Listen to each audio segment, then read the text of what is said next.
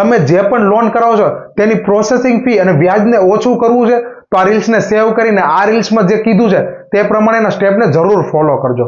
પહેલું, લોન લેતા પહેલા એ ચેક કરો કે આ લોન ઉપર કોઈ સબસિડી અથવા તો સરકારની કોઈ યોજના લાગુ પડે છે. જો લાગુ પડતી હોય તો તે સબસિડી અથવા તો યોજના સાથે જ લોનની અંદર એપ્લાય કરવું જોઈએ, જેથી આપને ફાયદો થાય. બીજું, એક જ બેંકમાં જઈને લોન લેવી અથવા તો લોન કરાવવાવાળો મારો મિત્ર છે એવું વિચારીને એક જ જગ્યાએ લોન કરવી, તેના કરતા અલગ અલગ બેંકમાં જઈને ચેક કરવું જોઈએ કે કઈ બેંકમાં પ્રોસેસિંગ ફી અને ઇન્ટરેસ્ટ રેટ ઓછો છે, અને તેમ કરવાથી લોન ઉપરની તમારી પ્રોસેસિંગ ફી અને વ્યાજ ઓછું લાગશે.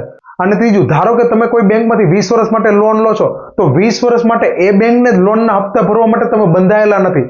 સમયાંતરે તમે બેંકની અંદર જાઓ અને તમારો ઇન્ટરેસ્ટ રેટ રેપો રેટ મુજબનો છે કે નહીં તે ચેક કરો, અને બીજી બેંકોની ઇન્ટરેસ્ટ રેટ સાથે પણ તમારો ઇન્ટરેસ્ટ રેટ કમ્પેર કરો. જો તે તમને વધારે લાગતો હોય તો તમે બેંકને કહો કે મને ઇન્ટરેસ્ટ રેટ કાં ઘટાડી આપો, અથવા તો તમે બેંક લોનને ટ્રાન્સફર કરી શકો છો. આમ કરવાથી તમારો વ્યાજદર ઘટશે અને લાંબા ગાળાની લોનમાં તમને લાખો રૂપિયાનો વ્યાજમાં ફાયદો થઈ શકે છે. આ 3 વસ્તુ કરશો ને તો લોન તમને ખૂબ જ સસ્તી પડશે અને વ્યાજ પણ ઓછું લાગશે.